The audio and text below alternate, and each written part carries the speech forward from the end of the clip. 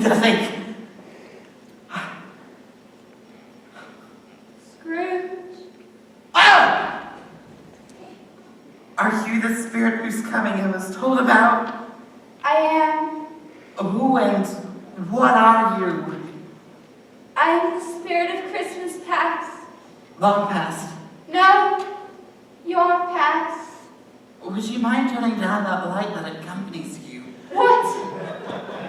Would you so soon put out the light that I give? Yours are the dark passions that would extinguish the light of truth. I'm sorry I didn't mean to offend. What brings you here?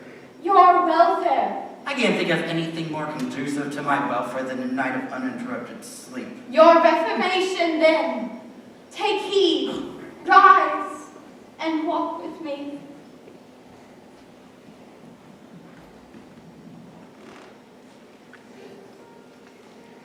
Heavens. I was bred in this place. I was a boy here. Do you know this place? Your lip is trembling. And what is that upon your cheek? What? Oh, nothing. It must just be a pimple. Lead me where you may, spirit. Do you remember the way? Remember it. I could walk this place blindfolded. Strange that you've forgotten it for so many years. Why? It's David Masterson and Robert Estes. Hello. They are merely shadows of the things that have been. They are not aware of us. Well, Merry Christmas, Merry Christmas. Say hello to your sister for me. Don't eat so much piggy pudding. The school is not quite deserted. A solitary child, neglected by his friends, remains there still. Poor boy. My mother died giving birth to my sister.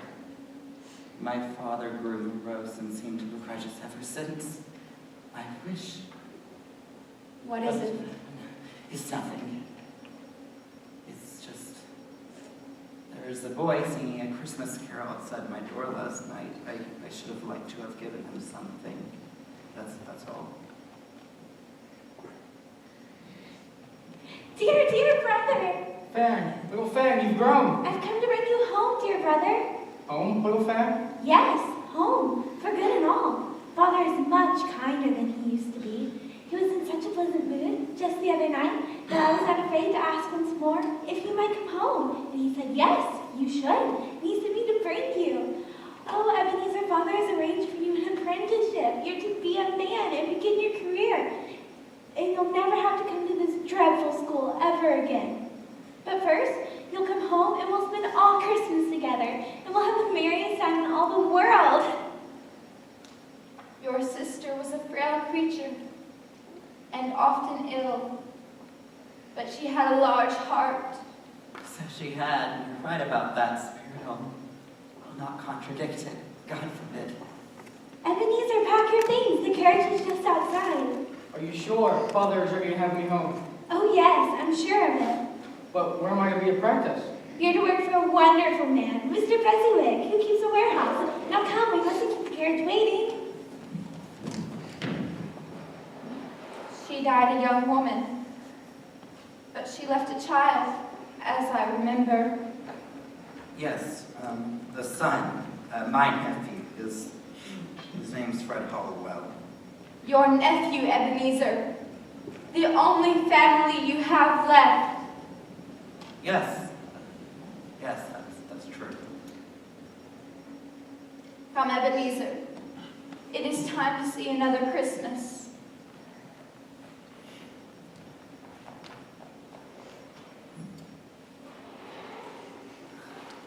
Do you know this place? Know it? This is where I was apprenticed. And there's old Fezziwig, bless his heart, Fezziwig alive again. And that's Dick Wilkins. We're the best of friends. Yo ho there, Ebenezer, Dick. No more work tonight, my boys. It's Christmas Eve. Clear all this nonsense away, all of you. We must make room. Life is too short for all work and no play. I say it's time for a party. Hilly ho, Dick. Cheer up, Ebenezer.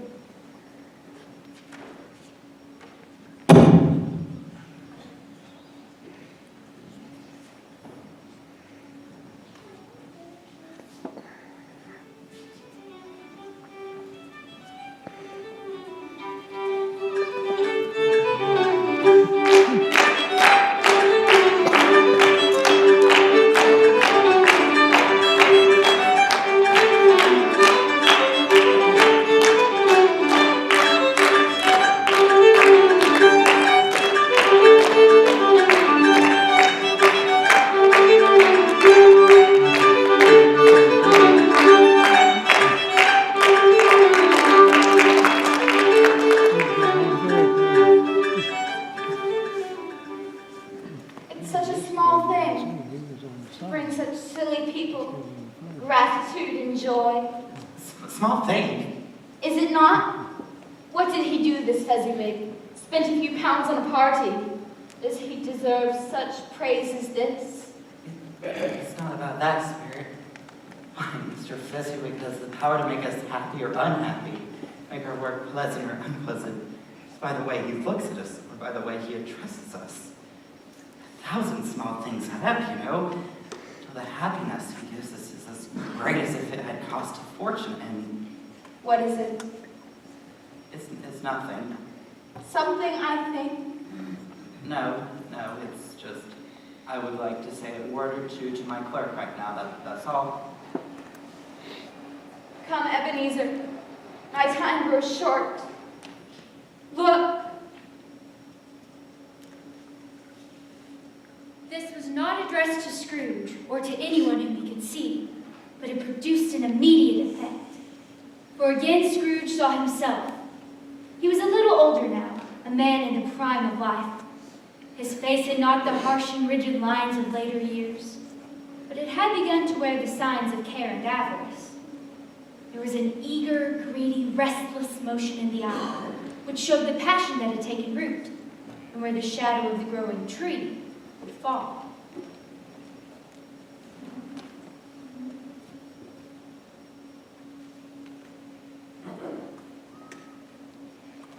I know it matters very little to you.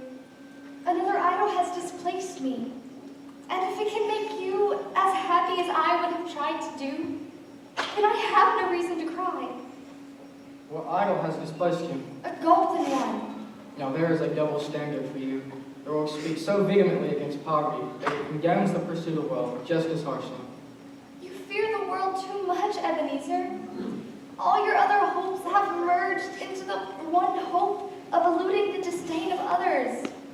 I have seen your nobler virtues fall away, one by one, until nothing is left but one master passion, the pursuit of profit. It consumes you. What then? Even if I have grown wiser and more astute, I have not changed my feelings towards you. Oh, Ebenezer, our promise to one another is an old one.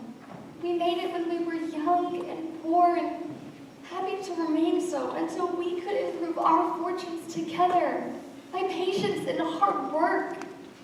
But you've changed. You're not the same man. Tell me, Ebenezer, if all of this had not happened, would you seek me out and try to win me now? A poor and dowerless girl with nothing to bring to a marriage. Just as I thought. You may be sad now, Ebenezer, but I have no doubt that you would dismiss the thought of me very soon. As if you were happy to awaken from a bad dream. May you be happy in the life you have chosen. Spirit, take me away from this place. There is yet one more shadow we must see. I don't wish to see it. Take me home. I saw an old friend of yours this afternoon. Really? Who? Take a guess. Why? Surely you don't mean old Ebenezer Scrooge. The very same. His partner, Jacob Marley, lies upon the point of death, I hear. And there he sat, old Scrooge, all alone, quite alone in the world. Miserable wretch. Remove me from this place. I told you, these are the shadows of the things that have been. They are what they are. Do not blame me. Spirit, please, take me away from here. Conduct me home. Why do you enjoy torturing me? I can bear no more. No more, please.